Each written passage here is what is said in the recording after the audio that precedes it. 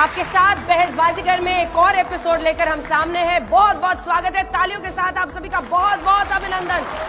यहाँ पर मौजूद वो युवा, वो जनता जो आज अपनी बात रखेगी उन स्पीकर्स के सामने जिन्हें अपना अपना मोशन डिफेंड करना है। लेकिन आज बात कश्मीर की होगी। कश्मीर में पत्थरबाजी से लेकर हमने वो दौर भी देखा है जब आतंक के खिलाफ मुट्ठियां भींचकर लोग विरोध तक करने को सामने आ रहे हैं। पहलगाम हमले के बाद आम कश्मीरी सड़कों पर निकले हैं और उन्होंने विरोध किया है क्योंकि वो भी चाहते हैं कि तरक्की विकास के रास्ते पर वो आगे बढ़े। आम कश्मीरियों ने आतंकवाद के खिलाफ सबसे बड़ा विद्रोह, आप समझ लीजिए, विरोध प्रदर्शन बीते दिनों किया है। ये अपने आप में एक बहुत बड़ा संकेत है उस नया कश्मीर से जिससे बहुत सारी उम्मीदें पूरे देश को है। हमने देखा है कश्मीर में पहले पत्थरबाजी होती थी हाथों में, लेकिन अब पत्थर की जगह कश्मीर में एंटरप्रेन्योरशिप के खुलते हुए गुलदस्ते हाथ में है। अशांति के दौर से रिकॉर्ड पर्यटन की तरफ कश्मीर बढ़ा है। लेकिन सवाल आज ये उठ रहा है कि सिनेमा हॉल्स तो खुल गए हैं कश्मीर में, लोग शाम के वक्त पर डल लेक के किनारे घूम भी रहे हैं, दशकों के बाद सिनेमा हॉल खुले हैं। लेकिन क्या कश्मीर में हालात पूरी तरह से बदले हैं? क्या कश्मीर को लेकर मोदी सरकार की नीति सही है? यही है हमारा आज का मोशन। एक बार फिर से सुन लीजिए, क्या मोदी सरकार की कश्मीर नीति सही है?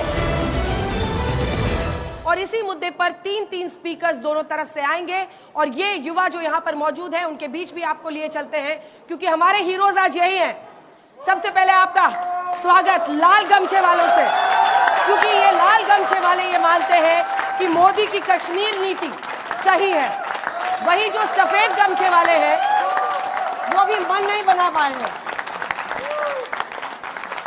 ये सब शांति वाला सफेद गमछा लेकर बैठे हैं और ये उम्मीद रख रहे हैं कि स्पीकर्स अगर कन्विंस करते हैं तो उनके पास मौका है, नीला पहन के उधर जा सकते हैं। ताली बजाइए, लोगों को बुलाइए अपनी तरफ। और इधर वाले अगर मन करा तो सफेद रख के लाल ओढ़कर उधर भी जा सकते हैं। तो आज कौन सी टीम सबसे बेहतरीन प्रदर्शन करती है, युवाओं को कन्विंस करती है, कौन बेस्ट स्पीकर होता है? बहस करो बाबू, क्योंकि यहीं से आप बनोगे बहस बाजीगर। तो शुरुआत करते हैं। सबसे पहले मंच पर आमंत्रित करते हैं अपने जजेस को। एम्बेसडर दीपक कोहरा जो कि फॉर्मर डिप्लोमेट है, अपने फ्लैम्बॉयंट अंदाज के लिए जाने जाते हैं। प्रभु चावला जी, वरिष्ठ पत्रकार जिनका एक लंबा करियर रहा है बेबाक और सीधे सवाल करने के लिए। लेफ्टिनेंट जनरल संजय कुलकर्णी जो कि फॉर्मर डीजी इन्फेंट्री है इंडियन आर्मी के। तालियों के साथ आप सभी का बहुत बहुत अभिनंदन। अपनी अपनी कुर्सी पर बैठ जाइए। जजेस के बाद अब बारी है हमारे पार्टिसिपेंट्स की। आज सबसे पहले हम दो वक्ताओं को, और मोशन याद रखिए, क्या कश्मीर में मोदी नीति सही है? इसी में दोनों तक जो धुर विरोधी होंगे बीजेपी और कांग्रेस की तरफ से, रविंद्र रैना, तालियों के साथ स्वागत कीजिए। अभय दुबे जी, राष्ट्रीय प्रवक्ता कांग्रेस पार्टी के, दोनों अपने बेबाक अंदाज के लिए जाने जाते हैं। और अभय जी तो कई बार बहुत सारी कविताएं और शायरी भी सुनाते हैं, और रविंद्र रैना जी का अलग अंदाज है, वो किस तरह से बोलते हैं इस पर सबकी नजर रहेगी। अब आपका परिचय हमारे अगले दो वक्ताओं से कराते हैं। तो सबसे पहले सत्ताधारी पार्टी यानी जम्मू कश्मीर नेशनल कॉन्फ्रेंस की तरफ से इफराजा, तालियों के साथ बहुत बहुत स्वागत कीजिए। और सलमान निजामी जी जो कि चीफ स्पोक्स पर्सन है डीपीएपी के, स्वागत है आपका। आप दोनों आइए, अपनी अपनी कुर्सी पर बैठ जाइए। रविंद्र रैना जी बीच में कोचिंग करने लगे, इफराजान को ही अपनी तरफ बुलाने लगे। देखिए ये भी दिलचस्प है और यही सवाल है कि कौन अपनी बातों से कन्विंस करके कितनों को अपनी तरफ खींचता है। इसी से तो असली बहसबाजीगर का टेस्ट होगा। हमारे अगले दो वक्ता है, तालियों के साथ स्वागत कीजिए। हमारे साथ जुड़ रहे ललित अंबरदार जो कश्मीरी पंडितों के लिए लंबे वक्त तक अपनी आवाज बुलंद कर रहे हैं, और पीडीपी का पक्ष रखेंगे जुहैब यूसुफ मीर जी। तालियों के साथ आप दोनों का बहुत बहुत अभिनंदन है।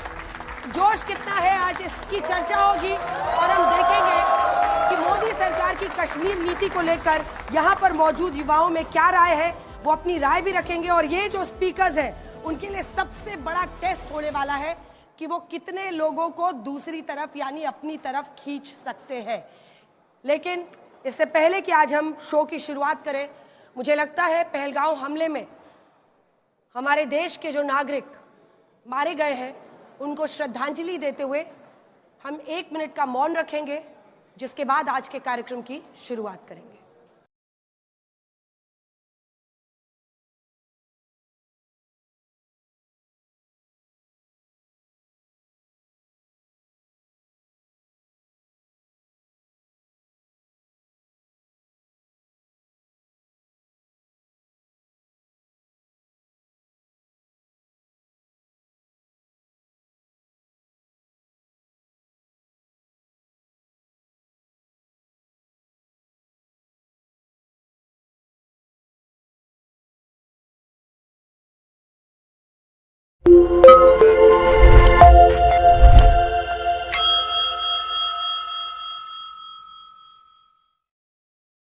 तो आइए कार्यक्रम की शुरुआत करते हैं और सबसे पहले जजेस से मिलवाते हैं आपको।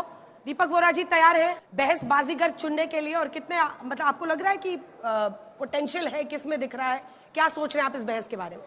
जरा चश्मा पहन के देखता हूँ किसमें पोटेंशियल है। बहुत जरूरी है। अच्छा देख रहा हूँ, हाँ 1 2 3 4 5 6 के 6 में पोटेंशियल है। ताली बजाओ। जनरल आप कितने एक्साइटेड हैं? और देखिए विषय बहुत बड़ा है, बहुत ऐसा दुखदाई इंसिडेंट हुआ है, लेकिन क्या ये वक्त है जब हमें नए सिरे से सोचने की जरूरत है, या आपको लगता है कि एक कंटिन्यूटी है? नए सिरे से सोचने की जरूरत है। इट्स नाउ और नेवर, ये याद रखना। अभी है, मौका है। क्यों मौका है? पाकिस्तान जो है हर वक्त अगर करता रहेगा और सर के ऊपर से पानी बह गया है, तो इट्स नाउ और नेवर। हमने पानी तो रोक ही दिया है प्रभु जी, आपको क्या लगता है? पानी रोकने का जरा धमकी दिया, रोका नहीं है क्योंकि टेक्निकल प्रॉब्लम है। परंतु कुलकर्णी साहब ने ठीक कहा, नाउ और नेवर यही टाइम है। जो करना है आप करके दिखा दीजिए कि इस बार कश्मीर की जनता भी आपके साथ है, जो पहले दिखाई नहीं देती थी। इसलिए कश्मीर की जनता को साथ लेकर के सारे हिंदुस्तान के साथ मिलकर के एक बार दिखा देना चाहिए कि भारत किसी से डरता नहीं है, भारतीय एक हैं। और इस तरह के आतंकवादी घटना के बाद पहली बार आम कश्मीरी सड़कों पर निकला है आतंकवाद के खिलाफ। ये सबसे बड़ी जीत है कश्मीर की। एक बार तालियां आम कश्मीरियों के लिए होनी चाहिए। वो सड़कों पर निकले हैं आतंकी घटना के खिलाफ। वो प्रो नॉर्मलाइजेशन है, वो विकास के रास्ते पर बढ़ना चाहते हैं, वो रोजी रोटी, पर्यटन, सब कुछ में इजाफा देखना चाहते हैं। और इसी के साथ मंच पर अब मैं स्वागत करूंगी, दोनों ही तरफ से तय कर लीजिए सबसे प्रबल प्रवक्ता कौन होगा। दोनों तरफ से अपनी अपनी टीम में आपस में बात करनी है, कर लीजिए और मोर्चा संभालिए आकर। जो ये मानता है कि मोदी नीति कश्मीर के लिए सही है, वो अपनी जगह यहां ले सकते हैं और विपक्ष वाले यहां ले सकते हैं। पहला स्पीकर दोनों तरफ से, आइए। ज्यादा कंफ्यूजन है नहीं इसमें, सबको समझ में आ रहा है कि कौन अपनी अपनी पार्टी की तरफ से जबरदस्त तरीके से अपनी बात रखेगा। और रविंद्र रैना जी, आपके पास 2 मिनट है, आपका समय शुरू होता है अब। माननीय प्रधानमंत्री मोदी साहब की जो कश्मीर नीति है वो राष्ट्र नीति है। राष्ट्र नीति का एक बहुत महत्वपूर्ण जो भूमिका रहती है वो मोदी साहब ने 2024 में प्रधानमंत्री बनने के बाद उसका प्रमाण दिया है। मोदी साहब के प्रधानमंत्री बनने से पहले कश्मीर को कहा जाता था कश्मीर प्रॉब्लम। मोदी साहब के सत्ता में आने के बाद कहा जा रहा है कश्मीर में प्रॉब्लम, जैसे किसी जगह कोई प्रॉब्लम। लेकिन इससे पूर्व कश्मीर को समस्या माना जाता था, लेकिन बाद में कश्मीर में समस्या आतंकवाद की समस्या हो सकती है, अलगाववाद की समस्या हो सकती है, लेकिन कश्मीर समस्या का वो जो एक अबंडर और बवंडर पूरी दुनिया में खड़ा किया जाता था, वो मोदी साहब ने समाप्त किया। दूसरा, मोदी साहब ने एक भारत श्रेष्ठ भारत, एक भारत में एक झंडा, एक तिरंगा झंडा कश्मीर से कन्याकुमारी तक, एक कानून, पूरे देश का एक कानून। वरना मोदी साहब से पहले कश्मीर का एक अलग झंडा होता था और कश्मीर का अलग कानून होता था। भारत का संविधान कश्मीर में लागू नहीं होता था। ये मोदी साहब की देन है। मोदी साहब के आने से पहले कश्मीर में पत्थरबाजी, हड़तालों के कैलेंडर, हमेशा स्कूल कॉलेज जलते हुए नजर आते थे, बाजार बंद, सड़कें बंद, हर जगह मुसीबतों के मंजर नजर आते थे, हर रोज मौत के तांडव नजर आते थे। सेनाओं के ऊपर पत्थरबाजी, पुलिस के ऊपर पत्थरबाजी, कोई बोलने वाला, कोई जवाब देने वाला नहीं होता था। वो दौर आज बंद हुआ है। आज मोदी जी के नेतृत्व में अगर बात होती है तो पाकिस्तान के कब्जे वाले जम्मू कश्मीर की होती है। आज जम्मू की बात होती है, श्रीनगर की होती है, तो पाकिस्तान के कब्जे वाले जम्मू कश्मीर की भी बात मोदी साहब के दौर में होती है। समय समाप्त हुआ। मुझे अक्सर लगता है कि रविंद्र रैना साहब को माइक की जरूरत है ही नहीं, लेकिन चूंकि आवाज पहुंचे टीवी में भी, जो घर पे दर्शक बैठे हैं, इसलिए माइक जरूरी है। अभय दुबे जी, आपका समय शुरू होता है अब। मैं कश्मीर के लोगों को संबोधित करते हुए कहता हूं, तुम्हें ख्याल हो हमारा तो हमारे साथ चलो, सता रहा हो अंधेरा तो हमारे साथ चलो, हम सब रोशनी की तलाश में निकले हैं, बुला रहा है सवेरा तुम हमारे साथ चलो। हम सब सारे राजनीतिक दल के लोग आज दृढ़ प्रतिज्ञ हैं कि देश में आतंकवाद को नेस्तनाबूद कर देंगे मगर जब इतिहास लिखा जाए तो यह ना कहा जाए कि प्रतिपक्षी दलों को जो देश ने दायित्व दिया था उसके साथ आपने समझौता कर लिया। मेरा दायित्व है कि मैं अपनी सरकार का मार्ग प्रशस्त करूं, प्रधानमंत्री जी का मार्ग प्रशस्त करूं।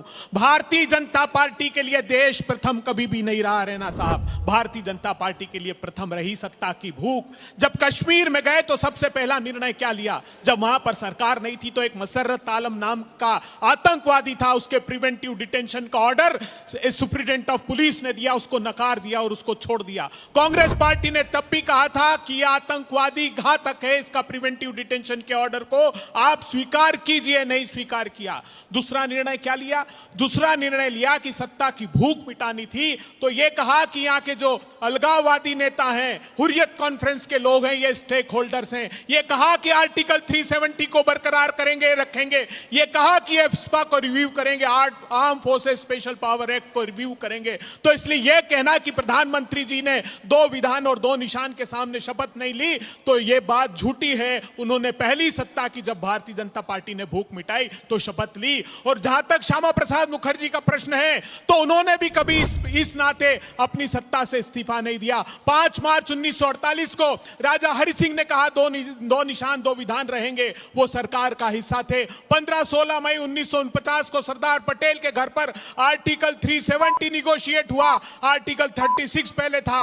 वेरवर श्यामा प्रसाद मुखर्जी और द कैबिनेट मिनिस्टर और उनकी हस्ताक्षर से भारत का संविधान आया। तो झूठ की बुनियाद पर कश्मीर की बात रखी। मैं अगली आगे की बात अपनी विस्तार से इस पर रखूं। ठीक है, तालियां बजाइए भाई कम से कम अपने स्पीकर के लिए, तो आप लोग उनकी बात के लिए सपोर्ट कीजिए। आप लोग दोनों अपनी जगह पर बैठ सकते हैं। अगले राउंड को स्पीकर्स को बुलाने से पहले हम लोग इसमें युवा नेता भी चुनते हैं। कौन बनेगा युवा नेता? इधर से 1-1 मिनट के लिए वहां बोलना भी है, ठीक है? अब आप दोनों आपस में बात कर लीजिए क्योंकि मैं चेहरा देख के तो चूज करना मुश्किल है। ये ज्यादा देर तक हाथ रख रहे हैं, इनको चूज कर ले। ठीक है, आप आइए, यहाँ नीचे आ जाइए और ये वाली टोपी, आइए आपको नेता वाली टोपी पहनाते हैं। ठीक है, इधर से ये लीजिए टोपी आप पहनिए और आप लोग अपने अपने पक्ष में या विपक्ष में जो भी आप मानते हैं आइए। 1-1 मिनट का वक्त आपको मिलेगा और आज देखते हैं कि आप दोनों में से कौन ज्यादा चमकता सितारा है भारत की युवा राजनीति का। अपना नाम जरूर बताइए और उसके बाद बोलने की शुरुआत कीजिए। हर आंख का तारा है, तारा ही रहेगा। जन्नत का नजारा है, नजारा ही रहेगा। और दहशत से हम ना कभी डरे थे, ना डरेंगे। कश्मीर हमारा है, हमारा ही रहेगा। कश्मीर हमारा है, हमारा ही रहेगा। मेरा नाम तलहा इमरोज खान है और सबसे पहले तो मैं कश्मीर के पहलगाम में पाकिस्तानी फंडेड दहशतगर्दों के द्वारा मासूम लोगों के कत्लेआम की पुरजोर मजम्मत करता हूं, कड़े शब्दों में निंदा करता हूं। हमारी सरकार खूब मेहनत कर रही है। आने वाले दिनों में दिखेगा कि हमारी सरकार ने कैसे घर में घुस के मारा है। और मोदी जी ने कह दिया है कि आपने इमेजिन भी नहीं किया होगा जैसा सजा मिलेगा। और आप में दर्शकों को यह बता देना चाहता हूं कि जरूर इंटेलिजेंस फेलियर है, लेकिन आने वाले दिन में जैसे आज इंडस वाटर ट्रीटी को बंद करके पाकिस्तान को हम प्यासा मार रहे हैं, आने वाले दिन में हम नीचे से नेवल ब्लॉकेज करके उनका 9 दिन का फ्यूल खत्म करेंगे और तब उन्हें समझ में आएगा कि उन्होंने किससे पंगा लिया है। आपका समय समाप्त हुआ, काफी सपोर्ट मिला, लेकिन सबसे दिलचस्प बात यह है कि आपके लिए इधर से भी 4-5 लोग तालियां बजा रहे थे। शुरुआत तो अच्छी की इन्होंने, हाँ शुरुआत ठीक थी। चलिए ठीक है, इतना ही अगर आपको ऑपोजिशन से मिल जाए तो बहुत बड़ी बात है। और अब अपना नाम जरूर बताइएगा। पहले सोहेल अली राजपूत है। सोहेल अली राजपूत जी, आपका समय शुरू होता है अब। साथियों, आतंकवाद का कोई ना अमान होता, ना कोई धर्म होता, ना आतंकवाद हिंदू होता, ना मुसलमान होता, ना सिख होता, ना ईसाई होता। जो वहाँ पे जम्मू कश्मीर में इतनी बड़ी घटना हुई है उसमें सिक्योरिटी ब्रीच हुआ है। देखो, ये जो सिक्योरिटी होती है सेंट्रल गवर्नमेंट के हाथ में होती है, क्योंकि वहाँ पे यूनियन टेरिटरी बना दिया। तो वहाँ पे सेंट्रल गवर्नमेंट की जिम्मेदारी थी कि उसको ठीक से पूछता करती वहाँ पे कि सारी इंटेलिजेंस फेलियर हुआ। हमारे पास स्रो है, NIA है, इनके पास पुख्ता जानकारी होती है, इनके पास इंटेलिजेंस होते हैं, पर उन्होंने उस पर स्टेप्स क्यों नहीं लिया। मैं ये मानता हूं साथियों, जैसे आर्टिकल 370 का एब्रोगेशन हुआ वो एक लैक ऑफ डेमोक्रेटिक प्रोसेस था, क्योंकि वहाँ पे ना तो किसी से डिसीजन लिया गया, वहां पे लोगों को डिटेंशन किया गया, इंटरनेट शटडाउन किया गया, जो कि लॉन्गेस्ट है डेमोक्रेसी में। आज तक इतना बड़ा इंटरनेट शटडाउन नहीं हुआ। जो कि जर्नलिज्म, वहां पे बिजनेस, सब चीज को अफेक्ट किया, उसने एजुकेशन को भी अफेक्ट किया। तो हम इसके बिल्कुल खिलाफ है। देश एकजुट होकर इसके खिलाफ लड़ेगा। आपका समय इसी के साथ समाप्त होता है। बहुत बहुत धन्यवाद। और अब देखो, अच्छा, उनको आपकी बात समझ रहे हैं। आराम से ठीक है।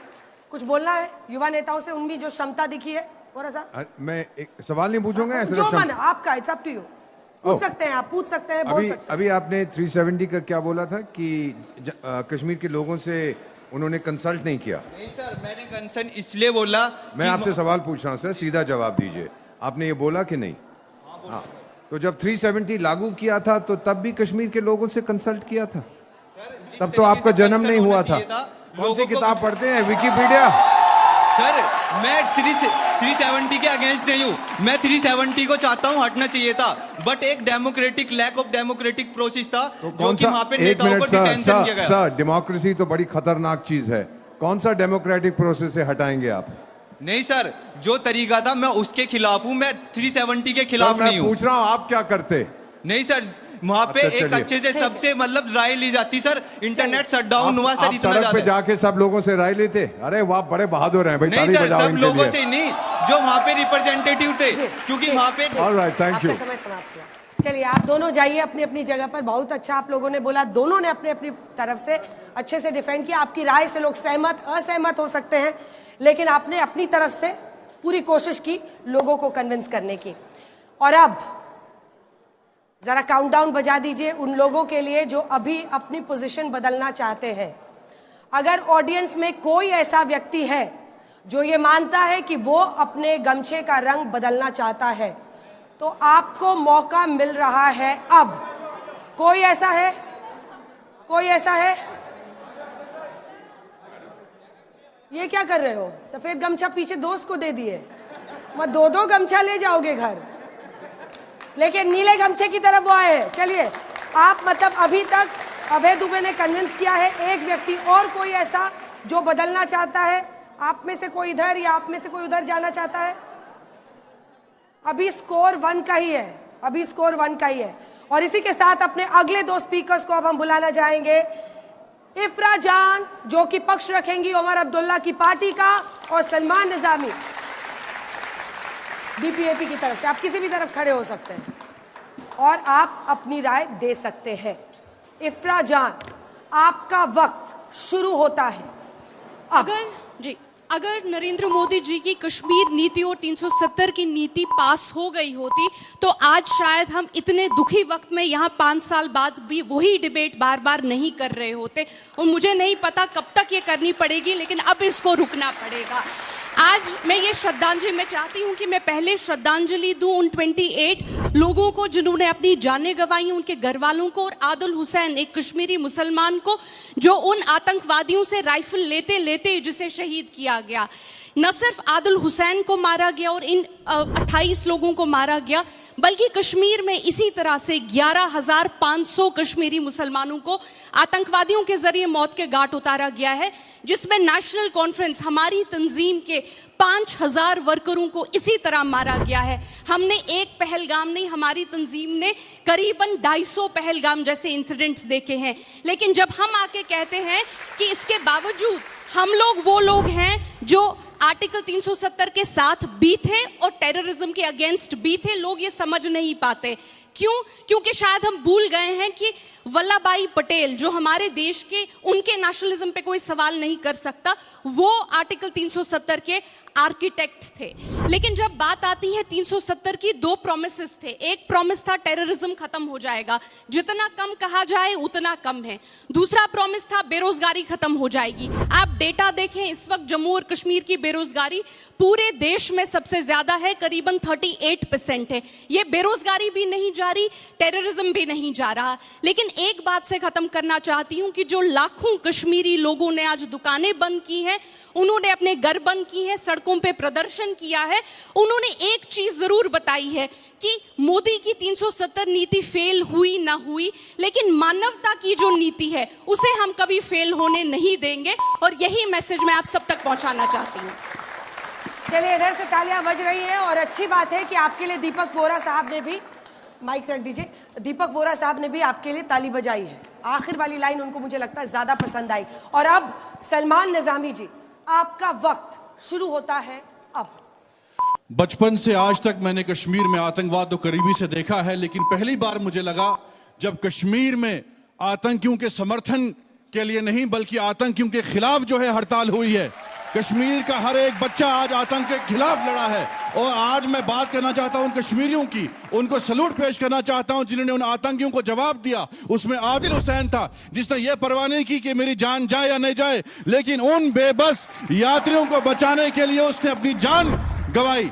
इसलिए मैं पूरे देश को कहना चाहता हूं, अगर हमें पाकिस्तान की इस रणनीति का मुकाबला करना है, जवाब देना है, तो हमें एक होना चाहिए। हमें हिंदू मुसलमान नहीं होना करना चाहिए, क्योंकि कश्मीर में आप देखिए आज उन कश्मीरियों ने उन यात्रियों के लिए घर अपने खोल दिए, मुफ्त राशन दिया, मुफ्त खाना खिलाया उनको। इसलिए कश्मीरियों को जो है शक की नजर से नहीं देखना चाहिए। और पाकिस्तान को मैं जवाब देना चाहता हूं, मैं भी कश्मीरी मुसलमान हूं। अगर इस देश के लिए सलमान निजामी का खून इस देश के लिए जरूरत हो तो सबसे पहले सीमा पे पाकिस्तान का मुकाबला करने सलमान निजामी जाएगा।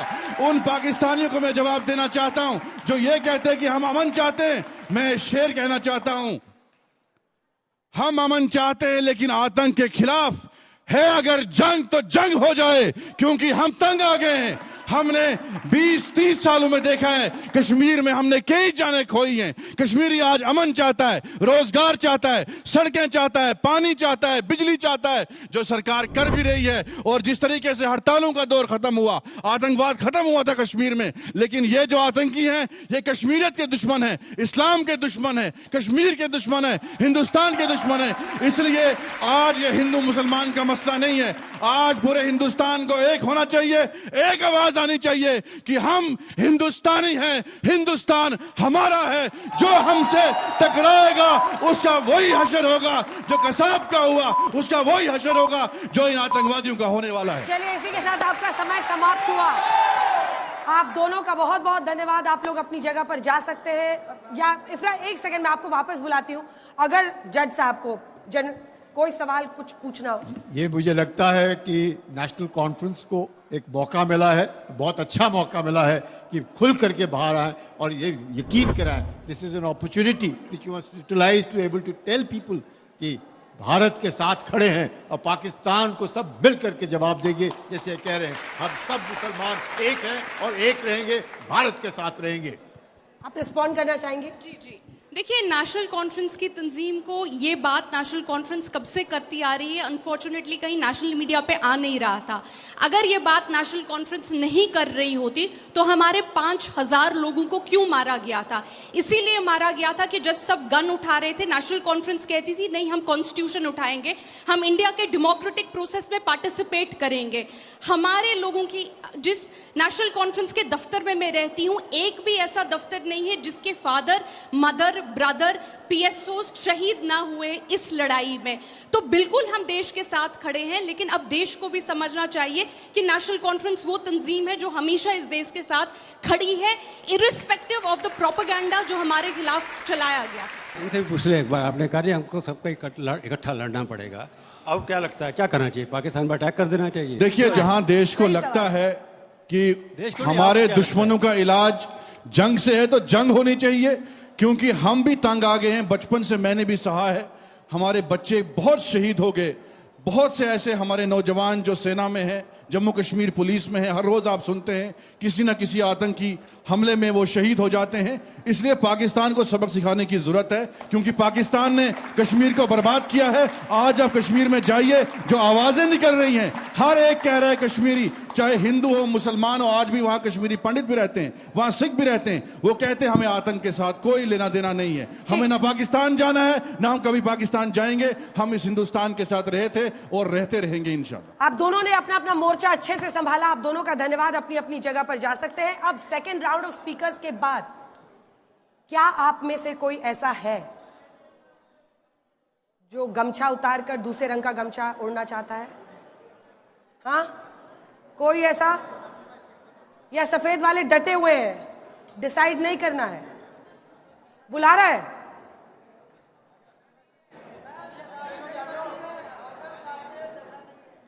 नहीं, वो जगह हम बना देंगे, जगह बना दी जाएगी। आप गमछा पहन के वहीं पर वापस बैठ सकते हैं। अगर आपको गमछे का रंग बदलना है तो आप वहां भी बदल के वहीं पर वापस बैठ सकते हैं।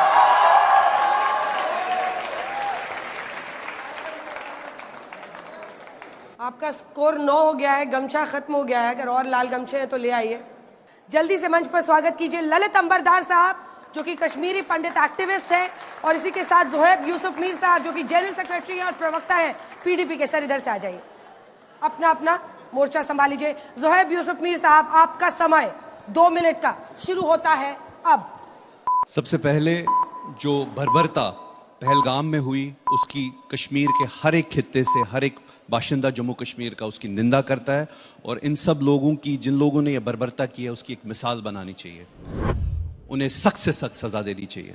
अब मिसाल की बात कर रहा हूं तो मैं आपको मिसाल एक और देता हूं। वो ये है कि मैं उस कश्मीर के खित्ते से आता हूं जिस कश्मीर के खित्ते ने, जिस कश्मीरी ने conscientiously despite having geographical continuity with Pakistan, despite having religious homogeneity with Pakistan, I conscientiously chose to stay with secular India. हम secular India के साथ हमने इल्हाक किया, और इसके लिए जो हमने secular India के साथ इल्हाक किया, वो हमने सिर्फ इल्हाक ही नहीं किया, उसको डिफेंड भी किया। अपनी बात की डिफेंड भी किया इस तरीके से कि 1947 में जब वहां से रेडर्स आए तो यही कश्मीरी ने इस चॉइस को डिफेंड किया और ये कहा, हमलावर खबरदार, हम कश्मीरी है तैयार, ये कहा हमने। तो मेरा ये कहने का मतलब है, आज जब आप 370 की बात करते हैं और बाकी सारी चीज़ों की बात करते हैं, मोदी की पॉलिसी की बात करते हैं कश्मीर के बारे में, तो उस पॉलिसी में सिर्फ एक चीज़ मुझे दिखाई देती है। ये एक हिसाब से आपने नेशनल इंटीग्रेशन की बात की, आपने बात की डेवलपमेंट की। नेशनल इंटीग्रेशन कब नहीं था जम्मू कश्मीर में? नेशनल इंटीग्रेशन हमेशा, कश्मीर का इंडिया का कौन सा लॉ था जो जम्मू कश्मीर में इंप्लीमेंटेड नहीं था? ये जो मोदी जी की पॉलिसी है कश्मीर को, ये विचारधारा वाला डंडा उन्होंने चलाया कश्मीर के ऊपर, बाकी सारे खित्ते को, पूरे इंडिया को दिखाने के लिए, कंसोलिडेशन करने के लिए। इसमें कश्मीर में 370, just give me 1 more minute please. Sir 1 more minute तो मिल ही नहीं सकता। 30 seconds, 10 seconds। देखिए कश्मीर बहुत परेशान है। Your time is over. Let's, जो रूल्स है वो रूल्स सबके लिए है, लेकिन अच्छी बात यह है कि धुर विरोधी होते हुए भी इफ्रा जान आपके लिए ताली बजा रही थी जब आपने कहा कि वहां पर मौजूद जो मुस्लिम है उन्होंने सेक्युलर इंडिया को चूज किया और पाकिस्तान को नकार दिया। बस ये भावना बनी रहनी चाहिए, यही भावना कश्मीर की जीत होगी, और यही भावना अगर रहेगी तो समृद्धि की राह पर आगे बढ़ेंगे। ललित अंबरदार जी, आपका समय शुरू होता है अब। अभी तक जितने प्रवक्ताओं ने बोला सब पॉलिटिशियंस हैं, अपनी अपनी पार्टी का इजहार किया उन्होंने। मैं पॉलिटिशियन नहीं हूँ, एक एक्टिविस्ट हूँ। दुनिया भर में जहाँ पर भी जिहादी कॉन्फ्लिक्ट्स होते हैं उनको फॉलो करता हूँ, और आपको कहना चाहता हूँ, जो मैं कहूँ मुझ पर विश्वास मत कीजिए, खुद पढ़िए, खुद जानिए जो मैं कह रहा हूँ कि ठीक कह रहा हूँ कि नहीं कह रहा हूँ। कश्मीर जहाँ जो है दुनिया में जो गज़वाए हिंद की लड़ाई जो चल रही थी, जो 1000 साल पहले मोहम्मद बिन कासिम ने सिंध को कब्जा किया था, उसके बाद 1947 में हिंदुस्तान में पैदा हुए लाखों हिंदुस्तानियों ने अपने मादरे वतन के साथ गद्दारी की। सर सैयद अहमद खान की 2 नेशन थ्योरी, मोहम्मद इकबाल की 2 नेशन थ्योरी और मोहम्मद अली जिन्ना की 2 नेशन थ्योरी के नाम पे, इस्लाम के नाम पे पाकिस्तान बनाया। और 14 अगस्त 1947 को ये हुआ। उसी की शुरुआत जो कश्मीर के जो प्रॉब्लम है वो उस दिन से शुरू होती है। और ये जो लोग अभी तक कह रहे थे हम पे एहसान किया, हम पाकिस्तान जा सकते थे, जियोग्राफिकल कंटिन्यूटी थी, हम मुसलमान थे, हम पाकिस्तान के जा सकते हैं। मैं उनको अभी भी कह रहा हूं, अगर शर्तिया हिंदुस्तानी हो तो तुम सब लोगों की 1 वे टिकट हम क्राउड फंडिंग कर देंगे आपके लिए।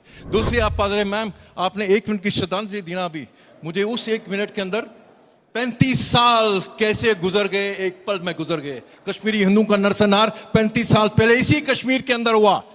एक वारदात तो टाइम नहीं बता सकता हूं, एक वारदात बता सकता हूं। श्रीनगर के अंदर, Kralkhud centre of Srinagar, Hindu colony, Hindu मोहल्ले के अंदर, वहां के अंदर मां बेटी, हिंदू मां बेटी दोनों का रेप होता है। रेप करने के बाद उनका वेजाना के अंदर गोली मार दी जाती है।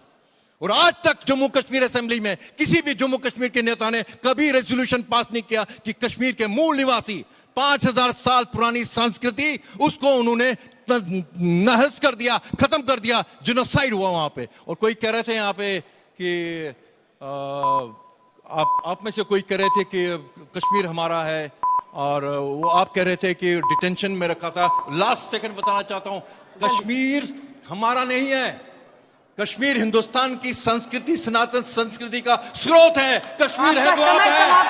और आप कह रहे थे कि डिटेंशन, आप कह रहे थे डिटेंशन, एक जो नियम उनके लिए वही नियम आपके लिए। डिटेंशन का कह रहे थे। जवाहरलाल नेहरू ने 370 दिया था शेख अब्दुल्ला को, यार को सल्तनत बना के दी थी। उसी जवाहरलाल नेहरू ने उसी शेख अब्दुल्ला को 10 साल जेल के अंदर रखा था देशद्रोह के नाम पे। याद रखिएगा। समय समाप्त हुआ। Please, thank you. आप दोनों अपनी जगह पर जा सकते हैं। और अब फाइनल चेंज के लिए आप लोगों को इस बीच अगर बीजेपी और कांग्रेस दोनों के प्रवक्ता यहां पर आ जाए तो ये टाइम है जब रिबटल्स हो सकते हैं। आप लोग 1-1 मिनट के लिए अपनी बात रख सकते हैं, अपनी राय रख सकते हैं। जजेस आपसे सीधा सवाल करेंगे, ऑडियंस के हम सवाल लेंगे, और उसके बाद फाइनल वक्त आएगा जब आप वोटिंग भी करेंगे। अपने दर्शकों को एक बार फिर से बता दें, हमारे तमाम दर्शक जो इस वक्त बहसबाजीगर अपने घर में देख रहे हैं, वो भी QR कोड स्कैन करके हाँ या ना में जवाब दे सकते हैं। आज का मोशन, क्या कश्मीर को लेकर मोदी नीति सही है, आप इस पर वोट, और फिर फाइनल राउंड में आप लोगों को वोटिंग का मौका तो मिलेगा ही। लेकिन और उससे पहले मैं देखूंगी कि क्या कुछ और लोगों को, क्योंकि हमने कुछ और गमछे मंगा लिए हैं, तो क्या कुछ और लोग अपना गमछा बदलना चाहते हैं। लेकिन 60 सेकंड्स का रिबटल टाइम है आपके पास रायना साहब। 60 सेकंड्स, जो भी आपको अभी तक जितने स्पीकर्स ने बोला है उस पर कुछ काउंटर करना है, कुछ भी बोलना है, आप जल्दी से बोले। आपका समय शुरू होता है। धारा 370 के बारे में यहां कहा गया, धारा 370 एक कॉन्स्टिट्यूशनल फ्रॉड था। That was a wall of hatred that developed a sense of alienation. एक आतंकवाद, अलगाववाद की मानसिकता को उस धारा ने जन्म दिया, और उसकी आड़ में एक 35A को भी ऐड कर दिया गया, जिसको कि देश के पार्लियामेंट में ही नहीं डिस्कस किया गया। 2-2 झंडे वहां लगा दिए गए। और यहां कांग्रेस के लोग कहते हैं कि महाराजा हरि सिंह बहादुर ने धारा 370 लगाई थी। महाराजा हरि सिंह बहादुर कॉन्स्टिट्यूंट असेंबली में नहीं थे, और धारा 370 के कारण जम्मू कश्मीर में पंचायतों को अधिकार नहीं थे, पश्चिम पाकिस्तान से आए विस्थापितों को अधिकार नहीं थे, गुजर बकरवालों को अधिकार नहीं थे, पहाड़ी कबीले के लोगों को अधिकार नहीं थे, महिलाओं को अधिकार नहीं थे, दलित समाज के, वाल्मीकि समाज को अधिकार नहीं थे। मोदी साहब ने धारा 370 समाप्त करके एक भारत श्रेष्ठ भारत के संकल्प को पूरा किया। देश का तिरंगा झंडा शान से लगाया है। राष्ट्र हित में लिया गया निर्णय है। चलिए अभय दुबे जी, जो भी अभी तक यहां पर कहा गया है उस पे आपका रिबटल टाइम शुरू होता है 60 सेकंड्स का। अब तुम्हारी सफ में ये सब डर कर आए हैं, ये तुम्हें क्या जिंदा रखेंगे, अपने जमीर से मर कर आए हैं। आज सवाल ये पूछना चाहिए भारत की सरकार से। मुझे दुख हुआ, मेरे तीनों जजेस ने ये नहीं बोला। मुझे लगता है कि विनय नरवाल की बहन सृष्टि को उन्होंने नहीं सुना।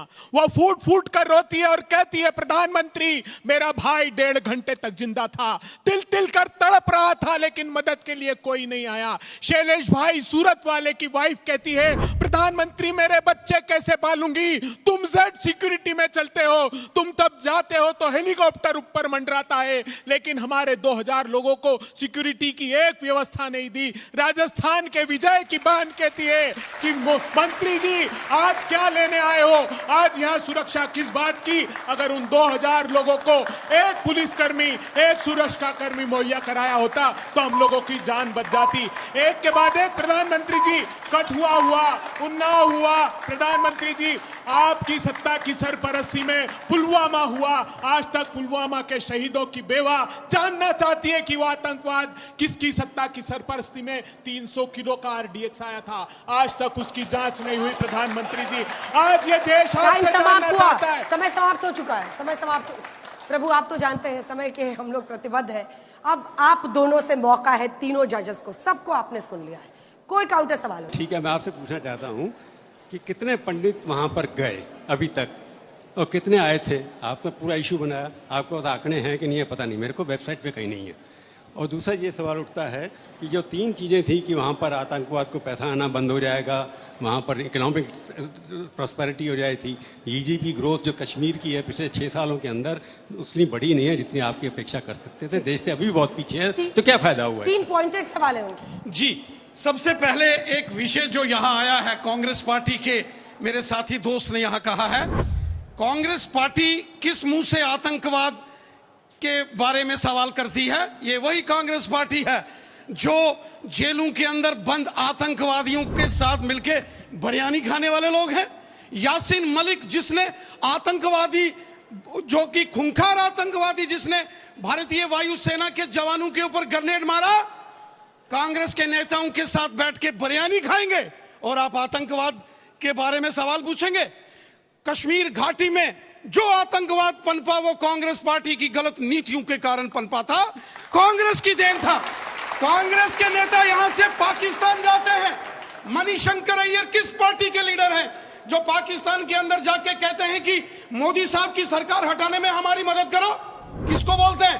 पाकिस्तान के अंदर जाके। किस पार्टी के नेता हैं जो ये कहते थे अफजल गुरु जो खूंखार आतंकवादी है उसको साहब करके बुलाया जाता है, और बाबा रामदेव साहब जैसे बड़े राष्ट्रवादियों को गाली देना इस पार्टी की रीति और नीति रही है। सवाल कश्मीरी पंडितों का 3 क्या फायदे हुए? उन्होंने कश्मीरी पंडितों पर पूछा। हाँ, कश्मीरी पंडितों को, कश्मीरी पंडितों को कश्मीर घाटी में बसाएंगे, लेकिन साथ सम्मान इज्जत के साथ, उनको कोई जोर जबरदस्ती के साथ नहीं। कश्मीरी समाज, कश्मीरी पंडित समाज, कश्मीरी हिंदू समाज के जो लीडरशिप है, उनका जो नेतृत्व है, सब बात करके युवाओं के सवाल लेने, युवाओं के सवाल लेने please sir. No sir, no, युवाओं के सवाल लेने प्लीज। अभय जी, सवाल होंगे उसका जवाब दीजिएगा, तब बोल लीजिएगा प्लीज सर, प्लीज। और आप लोग यहाँ पर भी जो एनसी से हैं उनसे भी पूछ सकते हैं, पीडीपी से भी। पहला सवाल है कि सर मोदी जी बिरयानी खाने पाकिस्तान गए थे। दूसरा सवाल है कितने पंडितों को आपने बसाया?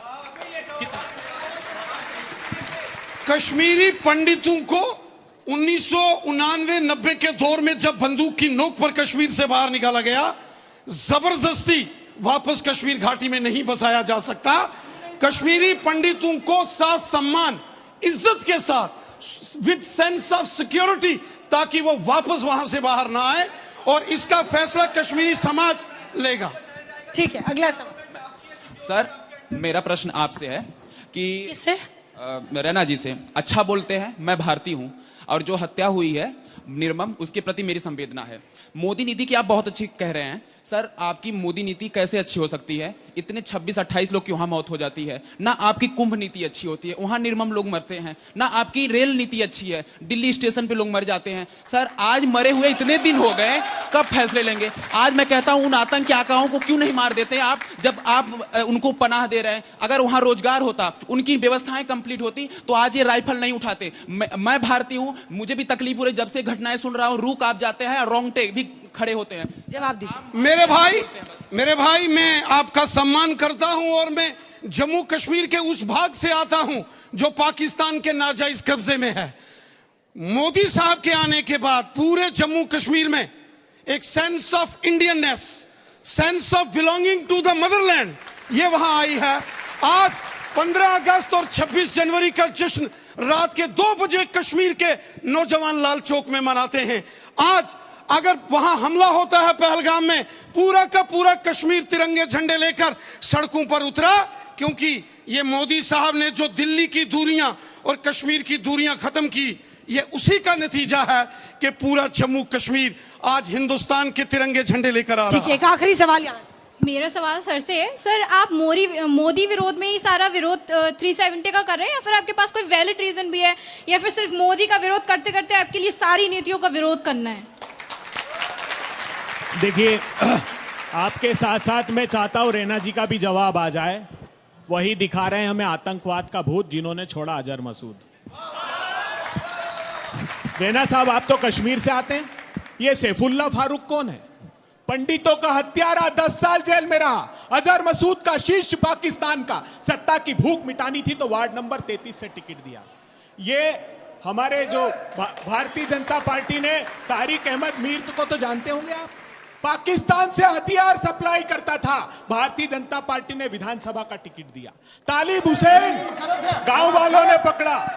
This is wrong statement. गलत बात। I am being the party president. I know, sir. अरे एक मिनट सुनिए। No. आप आपके वक्त Don't में distort the fact. You're just distorting the fact. Being the party president, I have signed that document, sir. Wrong statement. Total wrong statement. आपके वक्त जवाब दीजिएगा। अच्छा ठीक है, अब अगले दो स्पीकर्स, अगले दो स्पीकर्स को यहाँ पर बुलाएंगे, अगले दो स्पीकर्स को बुलाएंगे, अगले दो स्पीकर्स को बुलाएंगे। इफ्रा और ललित अंबरदार, आप दोनों, इफ्रा और ललित अंबरदार आ जाइए। इफ्रा आप आ जाइए जल्दी से, क्योंकि आप दोनों एक एक रिबटल देना चाहते थे। थैंक यू राणा साहब, दुबे जी एक रिबटल देने के लिए बस जी जल्दी से एक रिबटल, उसके बाद वोटिंग शुरू करने वाले हैं। जजेस महोदय से भी प्रार्थना करूंगा, कश्मीरी हिंदू कोई पेट बकरियां नहीं है कि रेप मर्डर मास मर्डर करके आप उनको निकलवा देंगे, फिर आप पॉलिटिकल चर्चा में उनको कब लेके जा रहे हो, कितनों के लेके जा रहा हो। हम आपसे उम्मीद करते हैं कि आप गवर्नमेंट ऑफ इंडिया के ऊपर ये प्रेशर डालेंगे कि जो कश्मीरी हिंदू के साथ नरसंहार हुआ वो औपचारिक तौर पर नरसंहार था, ट्राइब्यूनल बैठेगा, जो जिसने बलात्कार किया मार दिया उनकी तहकीकात होनी चाहिए, और जो उस वक्त तत्कालीन मुख्यमंत्री थे जम्मू कश्मीर के फारूक अब्दुल्ला थे, उनकी 19 जनवरी 1990 की रात को उन्होंने कश्मीरी हिंदुओं को उन जिहादियों के हवाले छोड़ दिया, खुद रेजिग्नेशन देके भाग गए कश्मीर छोड़ के, 6 साल मुंह नहीं दिखाया कश्मीर का। और उस वक्त तत्कालीन हिंदुस्तान के पहले मुसलमान होम मिनिस्टर मुफ्ती मोहम्मद सईद का क्या रोल था, अपनी बेटी को छुड़ाने के लिए खूंखार आतंकवादी को छोड़ दिया, और कश्मीरी हिंदुओं का वहां पे नरसंहार हो रहा था, लकवा लग गया था पॉलिटिकल, उनको कुछ नहीं किया उन्होंने। तो मैं प्लीज सर आपको चाहता हूं, आप इसके लिए आपके चैनल पे आपके प्रोग्राम में, आप तत्कालीन कांग्रेस के मुख्यमंत्री थे जम्मू कश्मीर के गुलाम नबी आजाद, आपने लास्ट में भी सर आपको याद आ गया कि आप कश्मीरी पंडितों को, आपके सीधी बात में आपने पूछा था कि कश्मीरी पंडितों को आप कब लेके जा रहे हैं, उन्होंने भी उसी स्मर्क के साथ बोला, अरे हम उनको उठा के थोड़ी ले जाएंगे, वो जब तो जाना ही नहीं चाहते। This is how you have been taking seriously. और आपको बताना चाहता हूं, कश्मीरी हिंदू हिंदुस्तान की डेमोग्राफिक फुटहोल्ड है कश्मीर के अंदर। जब तक आप कश्मीर के अंदर union territory of Panun Kashmir Kashmiri Hindu के लिए नहीं बनाएंगे, आपका फुटहोल्ड नहीं है वहां पे, और नहीं तो मुर्शिदाबाद जैसे कश्मीर हिंदुस्तान के दर्जनों में ऊपर के आएंगे। और ये जो पॉलिटिकल पार्टीज हैं, नेशनल कॉन्फ्रेंस और पीडीपी का ऑफिशियल डॉक्यूमेंट बताना चाहता हूं, उसको बोलते हैं सेल्फ रूल। सेल्फ रूल के ऊपर सबसे ऊपर लिखा हुआ है कि हिंदुस्तान और पाकिस्तान जॉइंटली एडमिनिस्ट्रेट करेंगे कश्मीर को। आईपीएस नहीं होना चाहिए यहाँ पे, आईएएस नहीं होना चाहिए यहाँ पे, और ये लानत है हमारे पर। इलेक्शन कमीशन के ऊपर ये शर्मनाक बात है कि उनको मेन स्ट्रीम पार्टीज बोलते हैं। जी बावुक होने के बगैर फैक्ट्स पे बात करते हैं। मैं आपको हकीकत, आपको चेहरा दिखा रहा हूं, आपको शीशा दिखा रहा हूं। We cannot speak like this, Anjana ji, if he speaks in between। पहला सवाल, इन्होंने कहा 1919 में फारूक अब्दुल्ला की सरकार थी, और उसी वक्त कहते हैं कि मुफ्ती साहब जो थे वो होम मिनिस्टर थे। Mufti Mohammad Sayeed home minister VP Singh की सरकार में थे, वो वीपी सिंह जिसके साथ बीजेपी अलायंस में थी। तो जब आप सवाल करते हैं ना, अपनी सरकार बीजेपी पे सवाल कीजिए जो वीपी सिंह के साथ अलायंस में थी, जब 1990s में कश्मीरी पंडित्स को वहां से निकाला गया। दूसरी बात, नहीं गया, बलात्कार मार के भगा दिया गया। तो सुन लीजिए ना, फैक्ट्स पे सुन लीजिए। जब बार बार हमने बीजेपी वालों से बोला कि इतना कश्मीरी पंडितों के लिए बोलते हैं, लेकिन ये पूछा नहीं कश्मीरी बीजेपी सरकार को कि 10 साल से तुम लोगों की सरकार सेंटर में भी है, स्टेट में भी है, तो हमको ये बताओ कि कितने कश्मीरी पंडित वापस आए। ये सवाल पूछने की इनसे हिम्मत नहीं है, इनके पास जवाब नहीं है। अब तीसरा सवाल, आप मुझसे पूछेंगे कि ठीक है बीजेपी ने कुछ नहीं किया, मैडम आप लोगों ने क्या किया? मैं बोलना चाहती हूं हम लोगों ने क्या किया। कश्मीरी पंडित अपनी प्रॉपर्टी जम्मू और कश्मीर में एक कानून के तहत वापस ले सकते हैं, जो 1996 का कानून था। किसने बनाया? नेशनल कॉन्फ्रेंस ने बनाया। दूसरी बात, क्या कोई रिहेबिलिटेशन प्रोग्राम कश्मीरी पंडितों के लिए चल रहा है? चल रहा है। 2008 में शुरू हुआ कश्मीरी पंडित रिहेबिलिटेशन प्रोग्राम। किसने बनाया? कांग्रेस की सरकार और नेशनल कॉन्फ्रेंस की सरकार ने बनाया। जो कश्मीरी पंडित आ भी रहे गए हैं, 1 अपनी नौकरियों के लिए, नंबर 2 अपने घरों के लिए, वो नेशनल कॉन्फ्रेंस और कांग्रेस की नीति की वजह से आ रहे हैं। आपको लगता है नीति में कमी है तो तीसरी कोई नीति बनाइए, 10 साल से कोई नीति नहीं बनी है। और एक आखिरी बात मेरी होगी, जब हम बात करते हैं साइकोलॉजिकल इंटीग्रेशन की, दिल की दूरी और दिल्ली की दूरी को हटाने की, मेरा आप सबसे एक सवाल रहेगा, अगर एक स्टेट के लोगों को बंद किया जाए, कर्फ्यू लगाया जाए, उनकी असेंबली को खत्म किया जाए, इंटरनेट महीनों बंद किया जाए और उसके बाद उन्हें यूनियन टेरिटरी में स्टेट को बदला जाए, तो क्या वहां साइकोलॉजिकल इंटीग्रेशन होगी या साइकोलॉजिकल सेपरेशन होगी? अब वक्त है वोटिंग का, तो आप लोग जो दर्शक हमारे घर पे बैठे हुए हैं, आप भी चुन सकते हैं कि बहस बाजीगर कौन है, क्योंकि आज का जो मोशन है, क्या मोदी सरकार की कश्मीर नीति सही है, आप भी इस QR कोड को स्कैन करके अपनी राय दे सकते हैं। वो नंबर्स भी हम दिखाएंगे। और इसी बीच अब जो स्टूडियो में हमारे साथ ऑडियंस है, उनका वक्त आ गया है, आप अपने मोबाइल निकाल लीजिए, QR कोड को स्कैन कर लीजिए और एक बार सभी तैयार हो जाए। चलिए आज देखते हैं कौन सी बाजी अच्छी रही, रविंद्र रैना की टीम या फिर अभय दुबे जी की टीम, जिसमें इफ्रा जहान थी, जिसमें जोहेब साहब थे, और इधर सलमान निजामी और ललित अंबरदार, किसने किसको कन्विंस किया। अभी मामला एक तरफा जाता हुआ दिख रहा है। हाँ कहने वाले 80% लोग हैं, 78% इधर 20 हो गया है, नहीं वाले कह नहीं सकते वाले 4% ही हैं, कह नहीं सकते 5 हुआ है, 20 हुआ है, 75 हुआ है, 71% कह रहे हैं हाँ थोड़ा बढ़ा है नहीं वालों का, नहीं वालों की संख्या हो गई है अब 24, वहीं यानी 1/4%, लेकिन फिर फिसल गए। इधर 68% हाँ वाले, 21% कह नहीं सकते वाले ज्यादा बढ़ते चले जा रहे हैं। ये सफेद गमछे वालों ने आज लगता है मन बना लिया है कि मामला डाइवर्ट करना है, डिवाइड करना है। 66% कह रहे हैं हाँ, 69, 4, 3, 2, 1, 0 खत्म हो गया है टाइम। और इसी के साथ हाँ कहने वाले लोग 70% लोग ये कह रहे हैं कि हाँ मोदी सरकार की कश्मीर नीति सही है। तो जो टीम ये डिफेंड कर रही थी, रविंद्र रैना जी की टीम, सलमान निजामी की टीम, ललित अंबरदार की टीम, वो इसमें जीती है। लेकिन अब वक्त आ गया है जब हम चुनेंगे बहस बाजीगर, और ये काम हमने छोड़ दिया अपने ऊपर से, ये दे दिया इन 3 जजेस को। भाई ये तय करें कि बहस बाजीगर आज का कौन है। मैं केवल कंटेंट पे जाता हूँ, इमोशनल भाषण तो बहुत होते हैं, मैं सुनते आ रहा हूँ पिछले 40 साल से, और कंटेंट से, रीजन से, लॉजिक से अगर देखेंगे, इमरान खान को सबसे बढ़िया। तालियां बजाइए। इमरान बेस्ट स्पीकर है प्रभु चावला जी की नजर में। बोरा साहब, ये पीले कुर्ते में जो साहब बैठे हैं, you are the clear winner साहब। रविंद्र रैना जी, तालियां बजाइए भाई रविंद्र रैना जी के। और बहुत बहुत धन्यवाद, आप कश्मीर से हमारे लिए आए हैं। आप सभी जितने मेहमान हमारे कश्मीर से आए, सिर आंखों पर, बहुत बहुत धन्यवाद। और जनरल साहब अब आपकी बारी है। I would rate both of them equally good. हाँ मुझे पता था डिप्लोमेसी वाले तो पलट गए हैं, सेना वाले आज डिप्लोमेसी कर रहे हैं। तो चलिए इसी के साथ तालियों के साथ बहुत बहुत अभिनंदन आप सभी का। सभी स्पीकर्स को लेकर सभी ने प्रशंसा की है, और हमारी नजर में हर वो वक्ता जो आज आया, अपनी पार्टी को, अपने व्यू पॉइंट को डिफेंड किया, वो सबसे बड़ा विजेता है, स्टार है। लेकिन जीत कश्मीर की होगी, जीत भारत की होगी। बहस बाजीगर में इतना ही। देश दुनिया की बाकी खबरों के लिए आप देखते